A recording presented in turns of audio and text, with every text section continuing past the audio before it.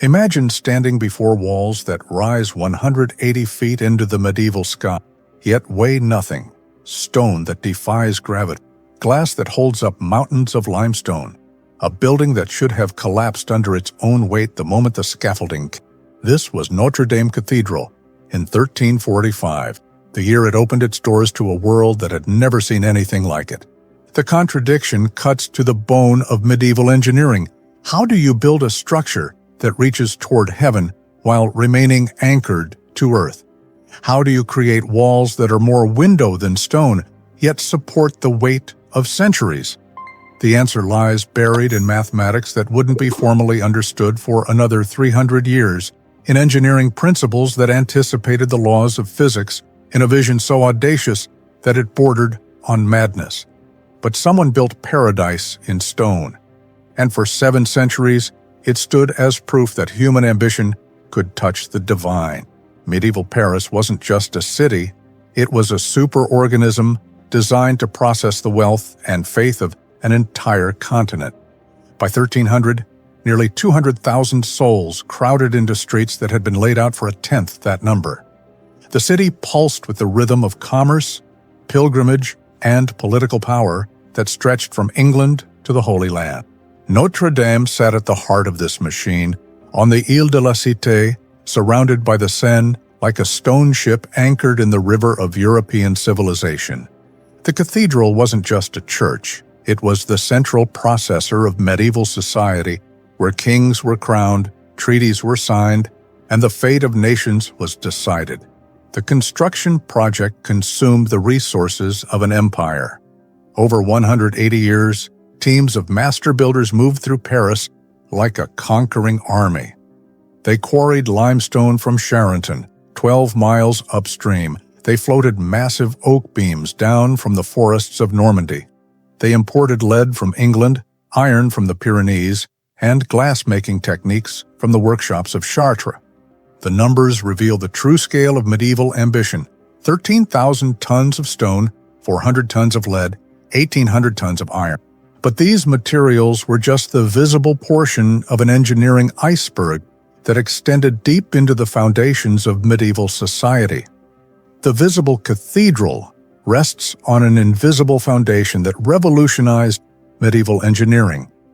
Beneath the soaring nave lies a network of stone foundations that extend 25 feet into the marshy soil of the Seine Island. But this wasn't simple excavation. It was precision engineering that anticipated problems that wouldn't occur for centuries. The foundation logic began with understanding water. The Ile de la Cité sits on unstable alluvial soil, constantly shifting with the seasonal floods of the Seine. Medieval engineers solved this problem by creating a floating foundation, a massive stone raft that distributes the cathedral's weight across the entire island. The subsurface engineering included a sophisticated drainage system. Networks of ceramic pipes sealed with lead and bitumen channel groundwater away from the foundations. Stone channels redirect the flow of underground springs that could have undermined the structure over time. The entire system functions like a stone ship, designed to ride the movements of the earth rather than resist them. But the real innovation lay in the mathematical calculations that determined load distribution. Using geometric principles derived from Islamic mathematics, medieval engineers calculated the precise angles needed to transfer the cathedral's weight from the walls to the foundations. Every arch, every buttress, every stone was positioned according to calculations that wouldn't be formally understood until the development of structural engineering in the 19th century. The cathedral's survival depends on a delicate balance of forces that seems to defy common sense. The walls are more window than stone, yet they support the weight of a roof that spans 130 feet without a single internal support column. The secret lies in the revolutionary engineering of Gothic architecture, the flying buttress system. These stone arcs transfer the lateral thrust of the roof away from the walls and down into massive external supports. But the engineering goes deeper than simple load transfer. The buttresses are precisely angled to create a compression system that actually strengthens under load. The more weight the cathedral bears, the more stable it becomes. The window system represents an even more audacious engineering achievement. The rose windows, circular stained glass masterpieces 43 feet in diameter, are held in place by stone tracery that functions like a medieval suspension bridge. The glass panels are supported by a network of stone ribs that distribute wind loads across the entire window structure. Temperature management was solved through passive climate control that anticipated modern green building techniques. The massive stone walls absorb heat during the day and release it slowly at night, maintaining stable interior temperatures year-round. Strategic placement of windows creates air currents that provide natural ventilation for a space that can hold 9,000 people. The acoustic engineering was equally sophisticated. The cathedral's proportions were calculated to create specific resonance frequencies that amplify human voices while dampening unwanted echoes. Every surface, every angle was designed to transform the building into a massive musical instrument. Within this stone universe, a complex society operated with the precision of a medieval corporation. The cathedral wasn't just a place of worship. It was a vertical city where hundreds of people lived and worked according to rigid hierarchies that governed every aspect of daily life. The canons, the cathedral's governing body, occupied the upper levels of the structure in apartments built into the walls themselves. These weren't simple quarters but sophisticated living spaces with private chapels, libraries, and even gardens planted on the cathedral's roof. They controlled not just religious ceremonies, but the vast economic empire that supported the cathedral's operations. Master craftsmen formed the cathedral's technical aristocracy. Stone carvers, glass makers, and metal workers maintained workshops within the cathedral complex, passing down techniques through generations of carefully controlled apprenticeships. These artisans possessed knowledge that was considered trade secrets, protected with the same intensity that modern corporations guard their intellectual. The lower clergy operated the cathedral's daily machinery. They maintained the complex systems of bells, clocks, and mechanical devices that regulated medieval life.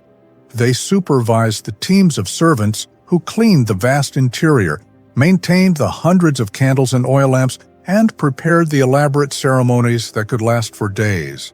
But the cathedral's most important residents were invisible to casual observers, the scholars who worked in the library built into the cathedral's upper reach. These men maintained the manuscripts, copied texts, and conducted the intellectual work that made Notre-Dame one of medieval Europe's most important centers of learning. The cathedral's decline began not with dramatic catastrophe, but with the subtle erosion of the knowledge that had created it. As the medieval world gave way to the Renaissance, the techniques that had built Notre-Dame were gradually forgotten. The guild system that had preserved engineering secrets for centuries began to fragment. By the 16th century, repairs were being made by craftsmen who no longer understood the original engineering principles. Well-meaning renovations actually weakened the structure by disrupting the delicate balance of forces that had sustained it for centuries. Stone was replaced with materials that had different thermal properties.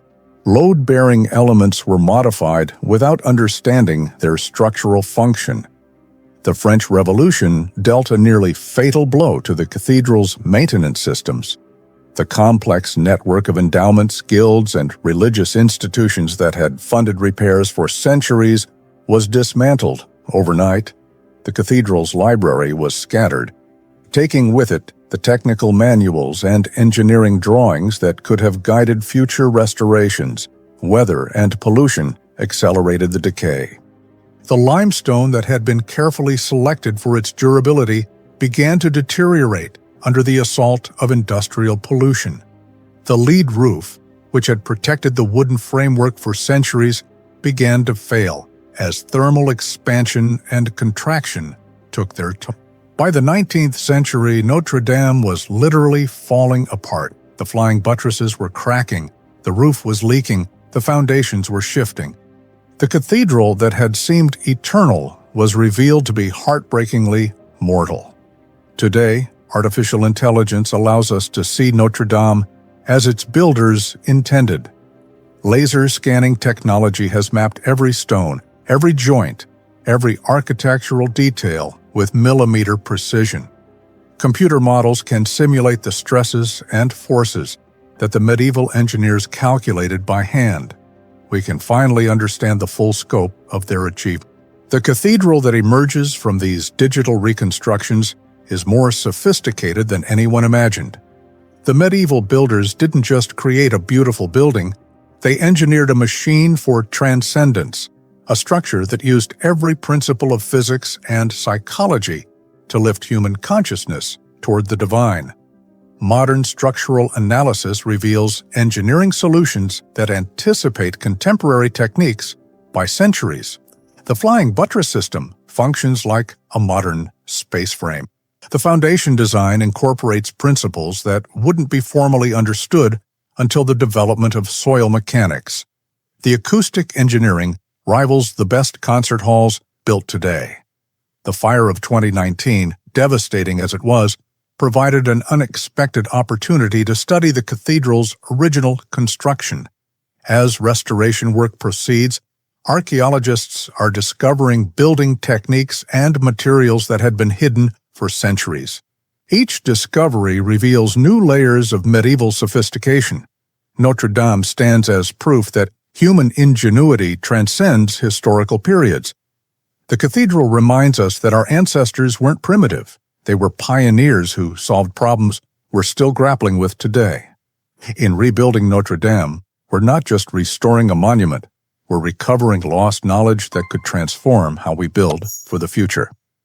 The impossible stone symphony continues to play, its music echoing across centuries, reminding us that the greatest human achievements emerge when engineering serves something greater than itself.